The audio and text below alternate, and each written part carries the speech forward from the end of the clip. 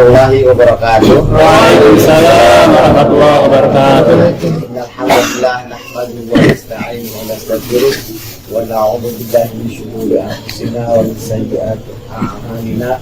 May yahdihillahu fala mudilla lahu wa man yudlil fala hadiya lahu. Masya Allah kan wa ma lam yasha' lam yakun, la haula wa la quwwata illa billahil azim. Anak-anakku semua, ini mungkin yang pertama kali ya kita berkumpul di luar pondok pesantren Meranggen. Pondok kita sudah berjalan 8 tahun. Dimulai periode kedua dimulai dari 15 Agustus 2015 kan. Kalau tanggal biasanya saya agak tanggal-tanggal, angka-angka misalnya sampai ke koma itu lebih lama ingatannya. Tapi kalau nama ini apa ya, putar begitu udah. Yes. Nah, pertama saya mohon maaf karena kan sudah lama sekali ya tidak Meranggen. Mungkin karena kesibukan. Jujur bagi saya ketika berkumpul dengan kalian bercengkrama, walaupun ada juga banyak yang menjengkelkan gitu kan, tapi ada bisa menjadikan hiburan bagi saya, hiburan yang sesungguhnya, karena hiburan itu mencari ketenangan kan, mencari kebahagiaan. Maka kalau kita lihat orang-orang tuh nanti ini setelah Lebaran, mereka mencari kebahagiaan dengan seolah-olah lepas dari beban Ramadan kan. Selama Ramadan berpuasa, kemudian lepas berbahagia, kemana-mana, jajan kemana-mana. Itu dalam rangka mencari kebahagiaan. Tapi sesungguhnya kebahagiaan itu bukan yang demikian. Bahwa kebahagiaan itu adalah ketentraman hati ya, dan itu tidak bisa diukur dengan materi. Nah, alhamdulillah saya mendapatkan kebahagiaan ketika bertemu dengan kalian. Ada kebanggaan juga bagi saya ketika mendengar kalian sudah melanjutkan kuliah dan mungkin beberapa tahun yang akan datang melebihi ya, melebihi dan harus melebihi dari saya dan Ustaz Zaini. Saya konon katanya, saya juga tidak ingat. Yang mengingatkan itu Pak Ustaz Wahyudi KS. Katanya dulu saya pernah ngajak Ustaz Wahyudi KS untuk belajar di luar negeri. Dia mengingatkan, saya sudah lupa. Katanya saya bilang begini, Ustaz, ayo kita belajar ke luar negeri, belajar ke tempat lain. Ilmu Ustaz Fadil sudah habis, dituangkan. Nah, ya dari beliau mungkin belum habis dituangkan, tapi permasalahannya saya menangkapnya semua apa enggak kan? Itu yang penting penangkapannya ini. Nah, artinya apa? Murid itu harus lebih pintar dari gurunya, karena seiring dengan perkembangan zaman ya. Kalau sekarang ini udah zaman teknologi, kalau toh teknologi tidak canggih seperti sekarang, murid harus tetap lebih pintar. Ini secara nalar ya, IQ-nya itu harus lebih pintar dari gurunya. Kenapa?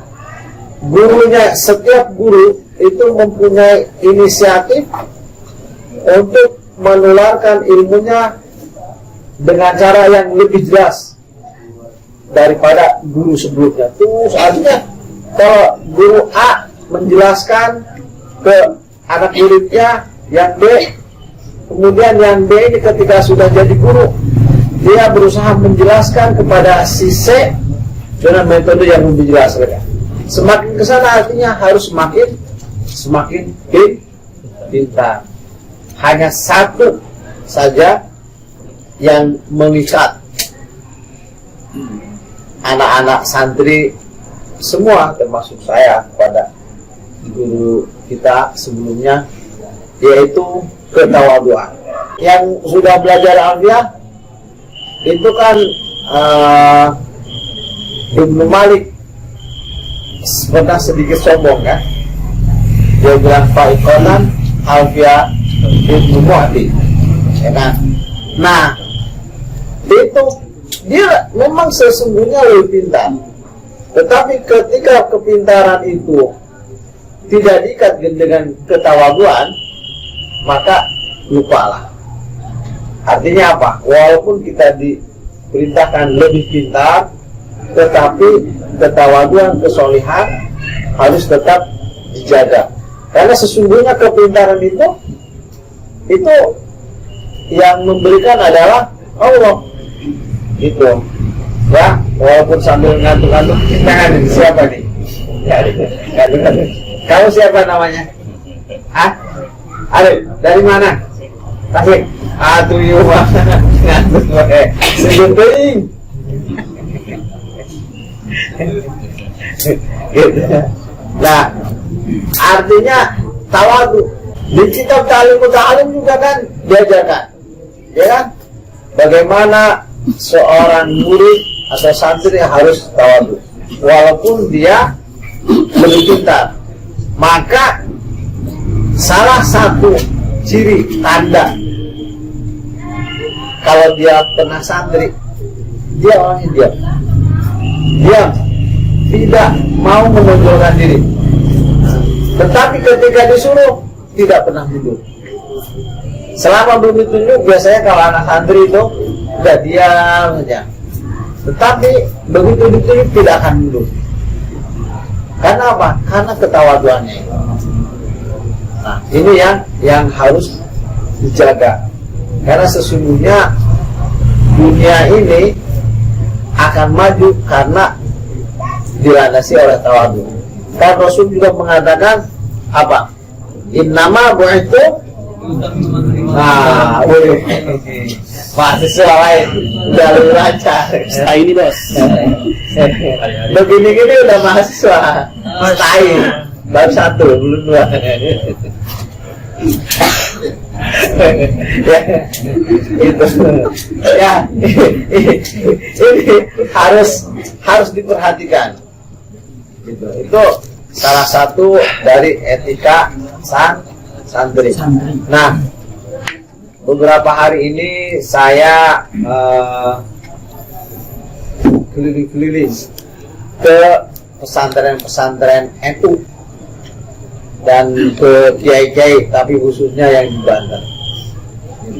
Saya mendapatkan kebahagiaan, mendapatkan ketenangan hati. Tadi saya cerita sama Muslimat di sini. Padahal yang saya datangi itu dari berhentinya mobil itu bisa 2-3 jam saya jalan. Mobil udah berhenti, udah bismillah aja nih. Bismillah, ini mobil ada yang ngapa-ngapain nggak ada. Dan parkir pun mobil posisinya seperti ini, ada yang seperti ini, ada yang begini. Nah, kan kepikiran, udah diganjel, udah rem tangan apa, udah diganjel, jalan. Ketika jalan juga kepikiran, itu mobil kalau ada yang ngapa-ngapain, udah dorong aja sama orang, selesai. Gitu.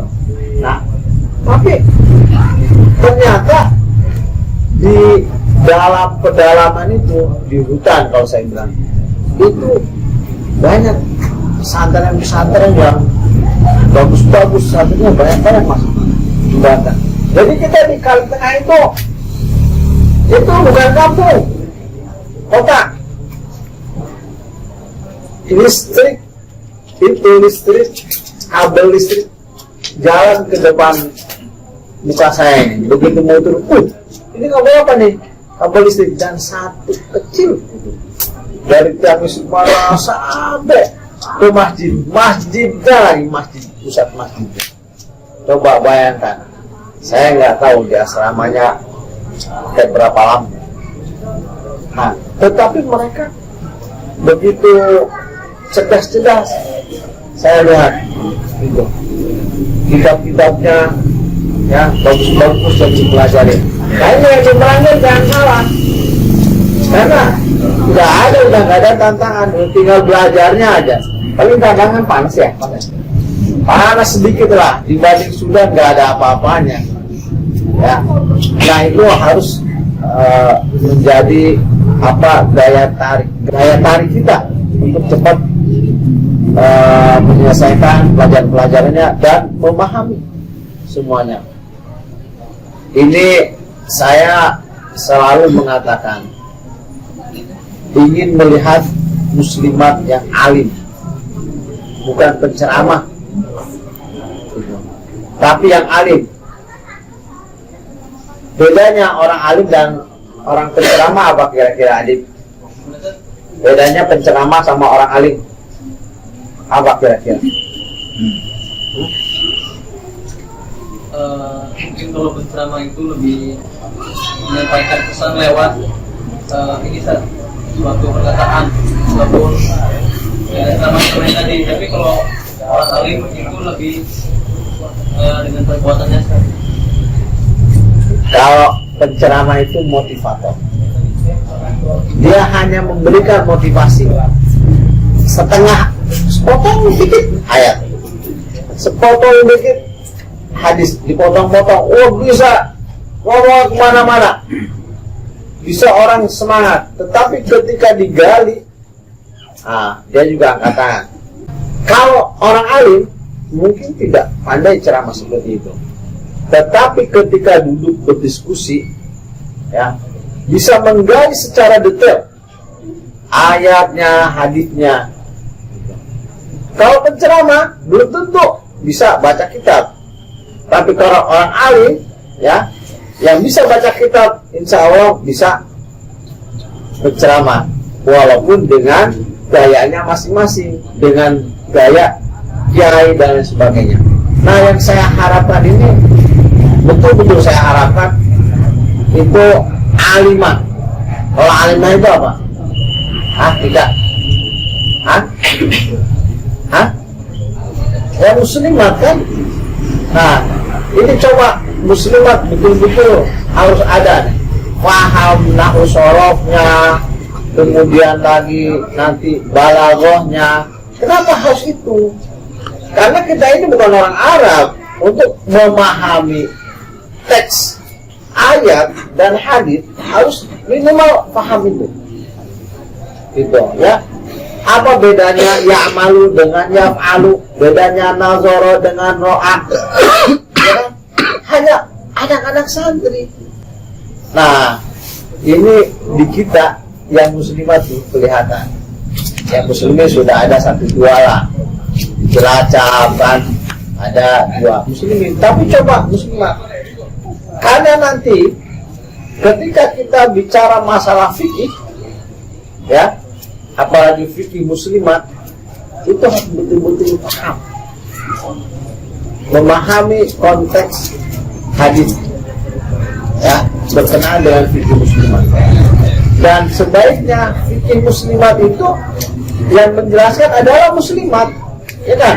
Kalau fikih tentang muslimat yang menjelaskan muslimin, tidak pas, gitu. Ya. Nah, mudah-mudahan Fatimah ini mengawali, harus sampai selesai, bukan hanya di Meranggen, tetapi ke yang lainnya lagi, gitu. Saya berharap kalau ke negara Arab juga bukan kuliah, tetapi yang talaki gitu, ke syekh langsung muqabalah dengan syekhnya, gitu. Ya, nanti ketika kita sudah jadi, sudah dewasa, terus kita mengajarkan ilmu-ilmu itu tidak ditanya jasa. Jadi jasa seakan-akan nggak pakai. Jasa saya katanya malah ini Om ya, hilang satu. Jasa saya nggak tahu kemana. Saya alhamdulillah belum pernah ijazah saya S1 ke S2 dipakai untuk ngelamar kerja. Dan sampai sekarang belum pernah ada yang nanya, ada ijazahnya nggak? Ijazahnya asli apa palsu? Nggak pernah. Kenapa? Karena kita memang belajarnya itu bukan cari ijazah, cari ilmu. Gitu. Lain kalau orang cari ijazah, udah. Makanya jangan heran ya. Udah sarjana S1, S2, nah. Tapi kalah sama kalian. Nah, kalau kita belajarnya bukan karena ijazah nanti kan mengikuti. Sehingga orang melihat, oh, itu kayaknya dia bagus deh. Oh, dia penyampaiannya sistematis. Nggak akan ada orang yang nanya ijazah. Apalagi kalau kita berkecimpung dan bergaul dengan masyarakat. Ya, saya jalan-jalan di pelosok-pelosok Banten, belum pernah tuh ada yang nanya. Malah ada satu kata yang lebih tinggi dari S1, S2 dan doktor. Apa tuh? Kalau untuk muslimin. Kalau di kalangan NU, saya hanya sedikit yang manggil saya Ustaz. Umumnya mereka manggil saya Kiai. Dan itu lebih berat. Apalagi saya jalan dengan TGB. Siapa yang tahu TGB? Tuan Guru Bajang. Tapi dia orang alim kan? Itu. Beliau itu orang alim. Pernah saya keliling-keliling. Nah, orang sudah panggilnya. Jadi artinya apa? Kita belajar yang sungguh-sungguh, ya. Nanti semua akan mengikuti. Jangan karena ijazah. Ya. Muslimat ini harus sungguh-sungguh sampai ada yang jadi alimah betul-betul. Jangan terburu-buru kayak cepat jadi sarjana. Saya aja orang-orang kan tak usia 24 udah selesai sarjana ya. Saya usia 24 baru mau kuliah. Usia 24 baru mau kuliah. Tapi ya setelah berkecimpung di masyarakat, nggak ada yang tanya, kamu duluan apa ini duluan yang jadi sarjana? Nggak ada. Gitu. Masyarakat bertanya ke kita dan senang akan bertanya ketika kita bisa menjawab. Nah, kalian inilah yang nantinya bibit-bibitnya, ya.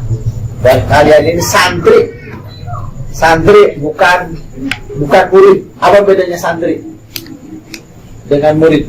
Itu santri itu dari kata bahasa apa? Sansekerta. Nah, artinya apa? Seseorang yang berusaha mendalami agama Islam dengan sungguh-sungguh atau serius. Nah, kamu baca deh. Tulisan saya, Ustaz. Saya baru mau suruh Akila ngambil sesuatu ke atas. Tapi ini tulisan saya sendiri, Ustaz. Yang ngambil dari Google. Mana? Dari Google. atau BBI. LBBI. Ya, makanya tahu artinya. Santri itu bahasa Sanskerta adalah orang yang memahami kitab suci. Jadi orang Buddha juga punya santri. Dia memahami kitab sucinya. Nah, kitab suci kita apa? Al-Quran. Ya, kita kan Muslim. Berarti kita harus memahami kitab suci kita, yaitu Al-Quran. Maka jangan pernah di santri kalau nggak paham Al-Quran. Gitu. Jadi itu bedanya sama murid. Kalau murid, dia belajar apa aja murid. Belajar ilmu nyopet juga murid. Gitu. Tapi ini santri tidak bisa begitu. Adalah orang yang memahami kitab suci. Oh santri kok ternyata baca Qurannya aja nggak benar. Suruh cari isim fi'il huruf aja nggak bisa. Belajar apaan itu? Gitu ya. Nah, kadang kita ada yang berpikir itu nahwu sorof hanya apa? Ilmu yang mengelabui saja.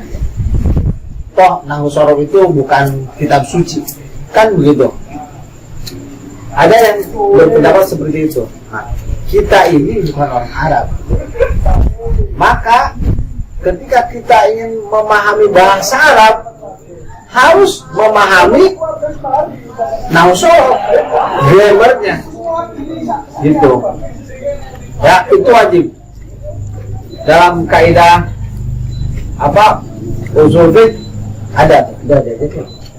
Yang itu malam yatimul wajib. Udah ajarnya. Siapa yang bisa jawab Kak? Malam yatimul wajib. Siapa? Malam yatimul wajib. Malam Malam yatimul wajib. Lanjutannya Ustaz. Saya kita artikan. Oh, Malam yatimul wajib illa bihi fahuwa wajib. Nah, kita memahami Al-Qur'an hadis tidak akan bisa memahami secara sempurna kecuali setelah belajar nahwu sorof. Maka artinya belajar nahwu sorof itu wajib. Itu ya. Jangan merasa rendah hati. Nanti kamu akan merasakan kenikmatannya memahami nahwu sorof.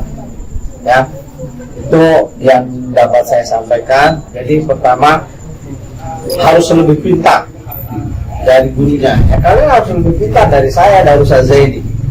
Ya, kemudian harus lebih tekun lagi belajarnya, belajar nahwu sorof dan ilmu yang untuk memahami Al-Quran dan hadis. Tetapi harus tetap tawadu. Nah, walaupun harus lebih pintar, jangan sekali-kali merasa pintar. Tanamkan di dalam hati kalian bahwa kalian adalah orang-orang yang bodoh, akan tetapi ingin pintar. Gitu. Jangan koma, jangan titik di situ. Jangan menanam, tapi koma adalah harus selalu merasa menjadi orang-orang bodoh. Koma, jangan titik di situ. Tetapi ingin pintar, gitu. Harus selalu merasa menjadi orang yang solih. Koma, tetapi ingin menjadi orang solih. Nah, kalau kita sudah kita merasa orang solih, orang bodoh, tapi ingin pintar, artinya kita akan belajar terus. Satu kali aja kita merasa pintar, selesai kan? Seperti kalian tadi tuh, pada makan semua kan? Coba kalau ada kamu tuh, kalau udah kenyang-kenyang, kira-kira makan terus kan? Ya kan? Tapi begitu merasa kenyang, berhenti kan? Nah, begitu juga dengan menuntut ilmu. Kalau kalian merasa pintar, saya sudah pintar, nggak perlu belajar ini itu lagi. Nah, itu yang harus ditanamkan di dalam otak dan hati kamu. Bahwa kamu adalah orang bodoh tetapi ingin pintar. Kita ini adalah orang toleh tetapi ingin solih. Nah, maka akan lahirlah ketawaduan dan pada siapa saja yang lebih senior dari kita. Ya, demikian yang dapat saya sampaikan. Semoga kalian menjadi penerus generasi yang bertakwa, berguna bagi perjuangan agama, keluarga dan bangsa. Keluarga dulu dan bangsa dulu. Agama, keluarga dan bangsa. Wabillahi taufiq wal hidayah. Assalamualaikum warahmatullahi wabarakatuh. Waalaikumsalam.